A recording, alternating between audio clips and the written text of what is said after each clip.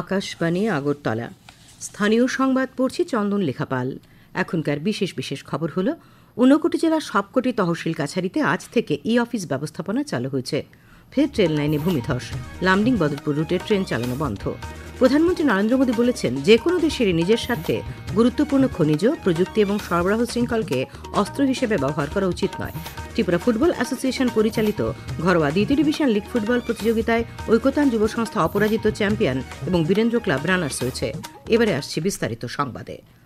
ঊনকোটি জেলার সবকটি তহসিল কাছারিতে আজ থেকে ই অফিস ব্যবস্থাপনা চালু হয়েছে। রাজস্ব সচিব ব্রিজেশ পাণ্ডে আজ বিকেলে কৈলাসহরে জেলাশাসক কার্যালয়ে এক অনুষ্ঠানে ঊনকোটি জেলার 12টি তহসিল কাছারির জন্য ই অফিস ব্যবস্থাপনার ভার্চুয়ালভাবে উদ্বোধন করেন।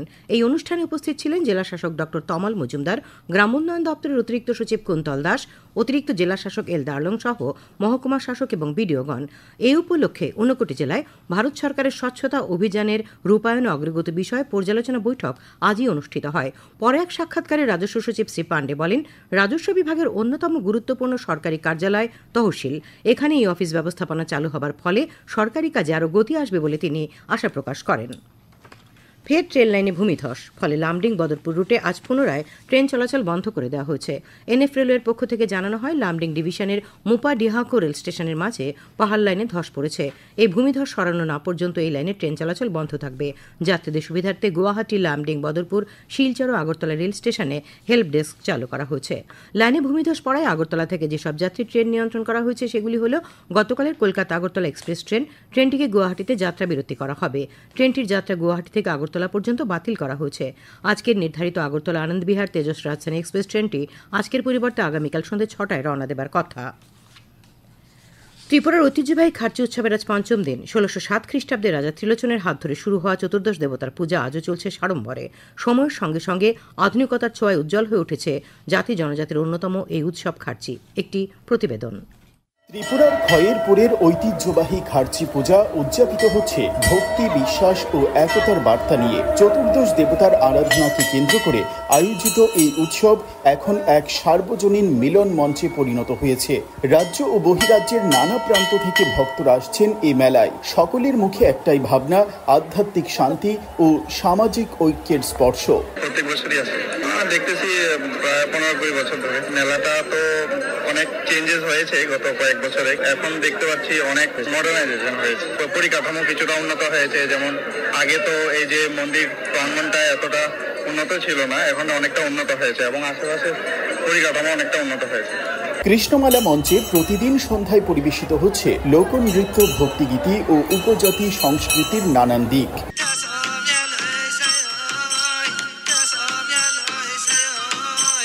এবছর খার্চি মেলায় এক নতুন মাত্রা যোগ করেছে অপারেশন সিন্দুর থিমে নির্মিত বিশেষ পরিবেশনা, যেখানে তুলে ধরা হচ্ছে নারীর সাহস, সংস্কৃতি ও জাতীয়তাবোধ। এক কথায় খার্চি পূজা শুধু ধর্মীয় উৎসব নয়, এটি এক সামাজিক চেতনার উন্মেষ। চতুর্দশ দেবতা মন্দির প্রাঙ্গণ থেকে রাহুল লোধ, আকাশবাণী সংবাদ, আগরতলা। রাজ্যের বামপন্থী ট্রেড ইউনিয়ন ও সংযুক্ত কিষাণ মোর্চার ডাকে আজ আগরতলা শহরে মিছিল হয়। মিছিলটি সিআইটিউ রাজ্য দপ্তর থেকে শুরু হয়ে শহরের বিভিন্ন পথ পরিক্রমা করে প্যারাডাইস চৌমুহনীতে গিয়ে শেষ হয়। মিছিলে উপস্থিত ছিলেন প্রাক্তন মুখ্যমন্ত্রী মানিক সরকার, সিপিআইএম রাজ্য সম্পাদক জিতেন্দ্র চৌধুরী সহ বামপন্থী নেতৃবৃন্দ। প্যারাডাইস চৌমুহনীতে আয়োজিত সভায় নেতৃবৃন্দ 4টি শ্রমকোড বাতিল করা, পুরনো পেনশন স্কিম পুনর্বহাল করা, বিদ্যুৎ সংশোধনী বিল বাতিল করা সহ 17 দফা দাবির সপক্ষে বক্তব্য রাখেন। সিআইটিউ রাজ্য সভাপতি মানিক দে বলেন, এই 17 দফা দাবির ভিত্তিতে আগামী 9 জুলাই কেন্দ্রীয় ট্রেড ইউনিয়নের যৌথ মঞ্চ এবং বিভিন্ন গণসংগঠন দেশব্যাপী সাধারণ ধর্মঘটের ডাক দিয়েছে। আইএনটিইউসি সোনামুড়া জেলা কমিটির উদ্যোগে সোনামুড়া জেলা কংগ্রেস ভবনে এক সাংবাদিক সম্মেলনে নেতৃবৃন্দ 9 জুলাই দেশব্যাপী ধর্মঘটের সমর্থনে বক্তব্য রাখেন। উপস্থিত ছিলেন কংগ্রেস নেতা হাবিল মিয়া এবং সেফিও পারভিন প্রমুখ। বিলোনিয়া শহরে বামপন্থীরা সংগঠনসমূহের আয়োজিত সভায় বক্তব্য রাখেন বিধায়ক দীপঙ্কর সেন, প্রাক্তন বিধায়ক সুধন দাস এবং সিটু নেতা বিজয় তিলক। খবর প্রচারিত হচ্ছে আকাশবাণীর আগরতলা কেন্দ্র থেকে। আকাশবাণীর সংবাদের আপডেট পেতে লগ ইন করুন www.newsonair.com এবং নিউজ অন এয়ার অ্যাপ এবং টুইটার ও ফেসবুক প্ল্যাটফর্মে এআইআর নিউজ অ্যালার্টসে। ইউটিউবে লক্ষ্য রাখুন নিউজ অন এয়ার অফিসিয়ালে। এছাড়াও আকাশবাণী আগরতলার সংবাদের আপডেট পেতে দেখুন টুইটার বা এক্স হ্যান্ডেলে আকাশবাণী নিউজ আগরতলা, ফেসবুকে এআইআর নিউজ আগরতলা এবং ইউটিউবে আকাশবাণী নিউজ আগরতলা। প্রধানমন্ত্রী নরেন্দ্র মোদী বলেছেন যে কোনো দেশেরই নিজের স্বার্থে গুরুত্বপূর্ণ খনিজ প্রযুক্তি এবং সরবরাহ শৃঙ্খলকে অস্ত্র হিসেবে ব্যবহার করা উচিত নয়। রিও ডি জেনেইরোতে ব্রিক্স শীর্ষ সম্মেলনের সময় এক অধিবেশনে তিনি বলেন, গুরুত্বপূর্ণ খনিজ এবং প্রযুক্তিতে বৃহত্তর সহযোগিতার পাশাপাশি তাদের সরবরাহ শৃঙ্খলগুলিকে সুরক্ষিত এবং স্থিতিস্থাপক করার উপর মনোযোগ দেওয়া প্রয়োজন। তিনি বলেন, একবিংশ শতাব্দীতে মানুষের অগ্রগতি এবং কল্যাণ মূলত প্রযুক্তির ওপর, বিশেষ করে কৃত্রিম বুদ্ধিমত্তার উপর নির্ভরশীল। এদিকে ব্রিক্স সম্মেলনের দ্বিতীয় দিনে আজ পরিবেশ, COP30 এবং বিশ্ব স্বাস্থ্য বিষয়ে রিও ডি জেনেইরোতে একটি অধিবেশন অনুষ্ঠিত হচ্ছে। প্রধানমন্ত্রী নরেন্দ্র মোদী এতে পরিবেশগত পদক্ষেপের প্রতি ভারতের গভীর প্রতিশ্রুতি পুনর্ব্যক্ত করবেন। তিনি জনগণের স্বার্থে এবং গ্রহের উন্নয়নের স্বার্থে ভারতের গৃহীত উদ্যোগগুলো বিস্তারিতভাবে বর্ণনা করবেন। তিনি আন্তর্জাতিক সৌর জোট, দুর্যোগ প্রতিরোধী পরিকাঠামোর জন্য জোট, জৈব জ্বালানি জোট, বিগ ক্যাট মিশনের উদ্যোগগুলি তুলে ধরবেন। পরে জলবায়ু অর্থায়নের উপর একটি কাঠামো ঘোষণা করা হবে। নেতারা সামাজিকভাবে নির্ধারিত রোগ নির্মূলের জন্য ব্রিক্স অংশীদারিত্বের সূচনা করবেন। তারপর প্রধানমন্ত্রী রাষ্ট্রীয় সফরের জন্য ব্রাজিলের রাজধানী ব্রাসিলিয়া যাবেন। ব্রাজিলে নিযুক্ত ভারতের রাষ্ট্রদূত দীনেশ ভাটিয়া জানিয়েছেন যে আগামীকাল প্রধানমন্ত্রীর সফরকালে 4টি সমঝোতা স্মারক স্বাক্ষরিত হবে। প্রধানমন্ত্রী নরেন্দ্র মোদীর পৌরোহিত্যে কেন্দ্রীয় মন্ত্রিসভার সর্বশেষ বৈঠকে এমপ্লয়মেন্ট লিঙ্ক ইনসেন্টিভ বা ALI স্কিমে অনুমোদন দেওয়া হয়েছে। এর লক্ষ্য কর্মসংস্থানের সুযোগ সম্প্রসারণ, বাস্তব জগতে প্রকৃত অর্থে দক্ষ হয়ে উঠতে কর্মীদের সহায়তা করা এবং একটি বিস্তৃত সামাজিক সুরক্ষা বলয় তৈরি করা। এ নিয়ে একটি প্রতিবেদন। এমপ্লয়মেন্ট লিঙ্কড ইনসেন্টিভ বা ELI স্কিম কর্মসংস্থান কেন্দ্রিক এই পারিতোষিক প্রকল্পটিতে বিশেষ অগ্রাধিকার দেওয়া হয়েছে উৎপাদন ক্ষেত্রকে। এর আওতায় প্রথমবারের কর্মীরা 15,000 টাকা পর্যন্ত এক মাসের মজুরি পাবেন। কর্মসংস্থানের সুযোগ বাড়ানোর ক্ষেত্রে অবদানের জন্য কর্মদাতারা 2 বছর ধরে বিশেষ ইনসেন্টিভ বা পারিতোষিকের সুবিধা পাবেন। উৎপাদন ক্ষেত্রের কর্মদাতারা এই সুবিধা পাবেন আরও 2 বছর। কর্মসংস্থানে গতি আনায় প্রধানমন্ত্রীর 5টি কৌশলের অঙ্গ হিসেবে 2024-25 বাজেটে এই উদ্যোগের কথা ঘোষণা করা হয়।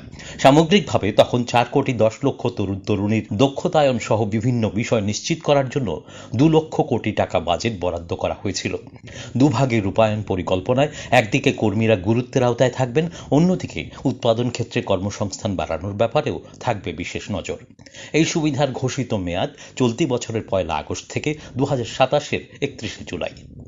সংবাদ কক্ষ থেকে সুমন ভট্টাচার্য, আকাশবাণী, আগরতলা। পৌর এলাকার নাগরিকদের জন্য পরিষেবা বৃদ্ধির বিষয় নিয়ে আজ আগরতলার পুর নিগমে এক বৈঠক অনুষ্ঠিত হয়। মেয়র দীপক মজুমদারের পৌরোহিত্যে অনুষ্ঠিত বৈঠকে বিশুদ্ধ পানীয় জল সরবরাহ নিশ্চিত করার বিষয়টি প্রাধান্য পায়। বৈঠকে উপস্থিত ছিলেন ডেপুটি মেয়র মনিকা দাস দত্ত, পুর নিগমের কর্পোরেটর এবং জোনাল চেয়ারম্যানগণ এবং পূর্ত ও পানীয় জল স্বাস্থ্যবিধান দপ্তরের আধিকারিকরা। আগরতলায় পশ্চিম ত্রিপুরা জেলা পরিষদের কার্যালয়ে আজ বাল্যবিবাহ সম্পর্কিত সচেতনতা বিষয়ে বৈঠক হয়।